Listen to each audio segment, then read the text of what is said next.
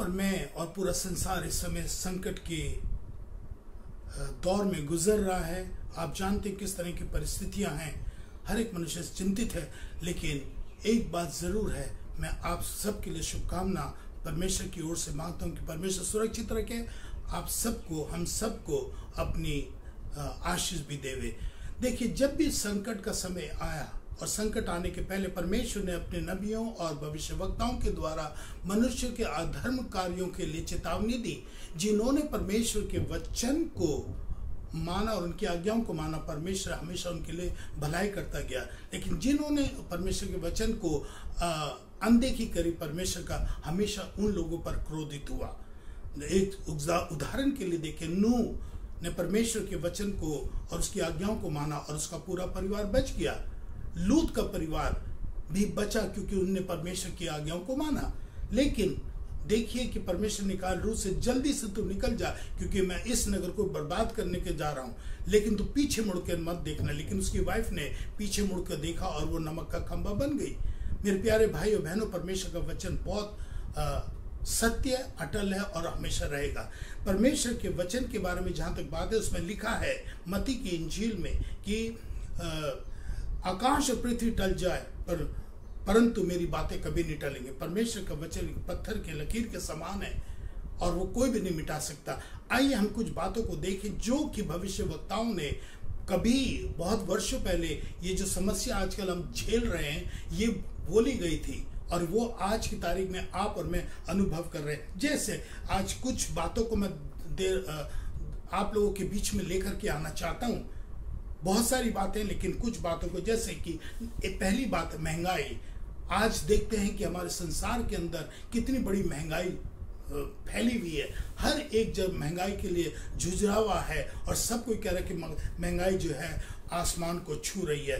दूसरा पॉइंट जो मैं बोलना चाहता हूं कि मनुष्य भूख और प्यास से तड़प रहा है। कितने लोगों की जानें चली गई क्योंकि वो उनको खाने के लिए नहीं मिल रहा है। मेरे प्यारे भाई बहनों, इसके ऊपर भी आप देखें तो बहुत कुछ है कहने के लिए, लेकिन मैं आपको एक बात बताना चाहता हूं। मनुष्य ने एक अधर्म का काम परमेश्वर के विरुद्ध किया कि पानी को बेचना शुरू किया। और पानी बेचा नहीं जाता है, वो परमेश्वर ने हमको फ्री दिया था जिससे कि हम उसको लेकर के अपना पी करके परमेश्वर को धन्यवाद दे सके। लेकिन मनुष्य ने पानी को बेचा। पुराने जमाने में आप लोग जानते होंगे, रेलवे स्टेशन या जगह जगह पर प्याऊ होते थे, पानी पिलाया जाता था और फ्री दिया जाता था। और आज सबसे बड़ी दुख की बात है कि मनुष्य ऑक्सीजन के साथ भी काला बाजार कर रहा है। परमेश्वर ने जब मनुष्य आदम को बनाया, उसने अपने सांस जो ऑक्सीजन परमेश्वर की है उसने आदम को दी और आदम में जीवन आया।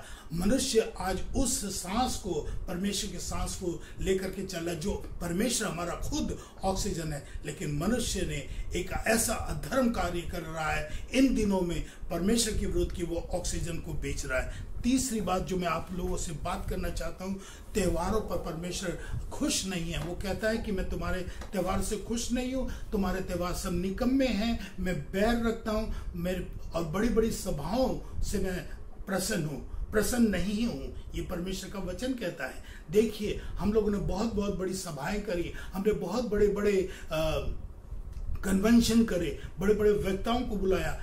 हमने तो सोचा था कि शायद ये परमेश्वर खुश हो जाएगा, लेकिन परमेश्वर का वचन कहता है ये सब निकम्मापन था, इनसे बैर रखता हूं, मैं उक गया हूं, ये मेरे लिए बोझ है, ऐसे कहता है।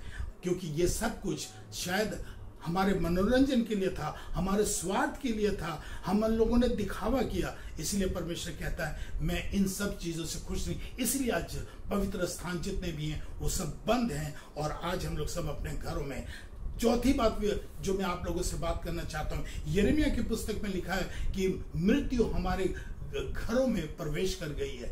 आज आप देखिए कितने लोग जो है मृत्यु के उसमें चले गए हैं, कितने लोग मर गए हैं। और हर एक दिन हमको मिलता है खबर में 2 या 3 हमारे परिवारों में समाचार आता है कि उनकी डेथ हो गई, उनकी डेथ हो गई है। मेरे प्यारे भाइयों बहनों, आप तो न्यूज में भी देखते होंगे लाशें किस तरह से शमशान घाट में और कब्रिस्तान में पड़ी हुई है। वो ये चीज़ हमने कभी जिंदगी में नहीं देखी थी, हमने कभी ये सुना भी नहीं था कि ऐसा होने वाला, लेकिन परमेश्वर का वचन ये हमको कह चुका था।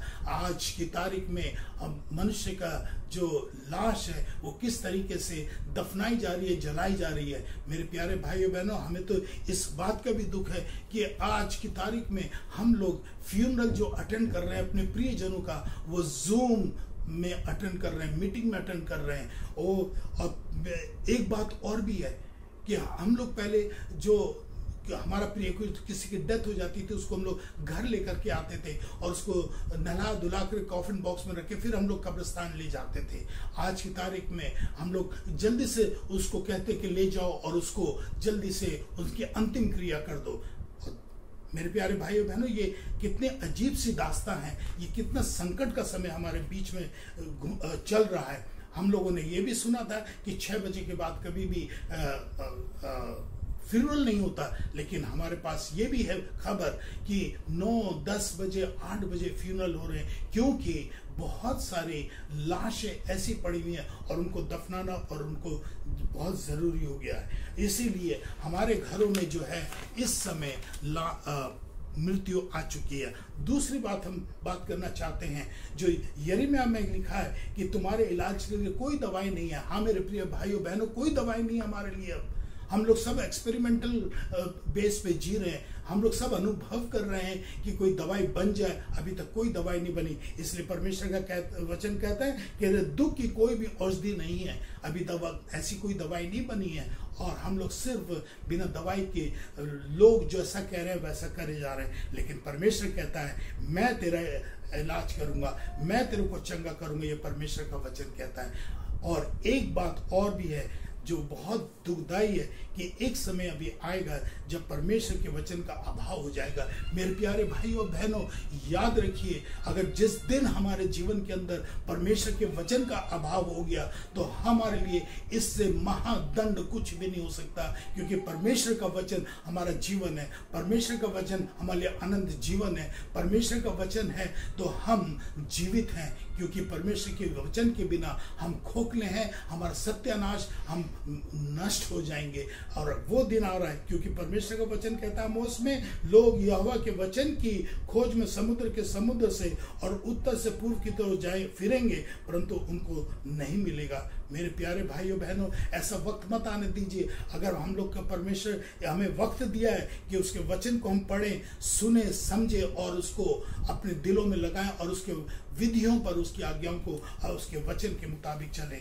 मेरे प्यारे भाइयों बहनों, इस समय वक्त है कि सारे गिरजे, चर्च और पवित्र स्थान जितने भी हैं सब बंद हैं। आज परमेश्वर चाहता है कि हम लोग अपने कमरों में बैठें, हम लोग अपने व्यक्तिगत रूप से प्रार्थना करें, अपने परिवार के साथ बैठे, माँ बाप के बाद दादा दादी, नाना नानी, एक परिवार में बैठे, क्योंकि कहते जो परिवार pray together, eat together, stay together, ये प्रवर्ब है जो सच प्रवर्ब है। इसलिए प्यारे भाइयों बहनों, आप और मैं परमेश्वर की नजदीकी में आए, परमेश्वर के पर्सनल रिलेशनशिप फॉर्म करें, जिससे कि आप और मैं जो हैं इस परमेश्वर के जो ये क्रोध हमारे पर आया उससे हम छुटकारा पा सकते हैं। मेरे प्यारे भाइयों बहनों, आज एक वचन और कहता है, वो ये कहता है, यदि तू अपने परमेश्वर यहोवा का वचन तन मन से सुने और उसकी दृष्टि में ठीक है वही करे और उसकी आज्ञाओं पर कान लगाए, उसकी सब विधियों को माने, तो जितने रोग मैंने मिस्रियों पर भेजे थे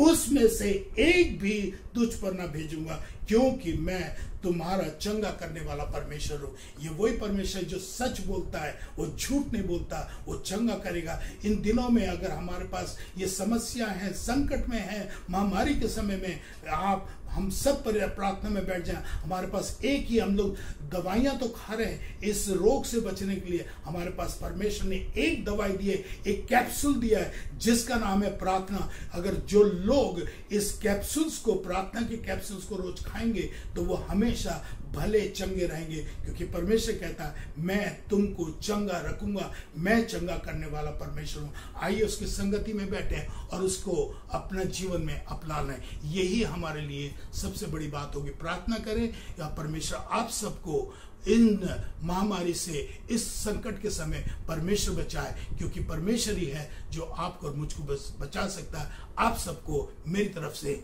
जय मसीह की।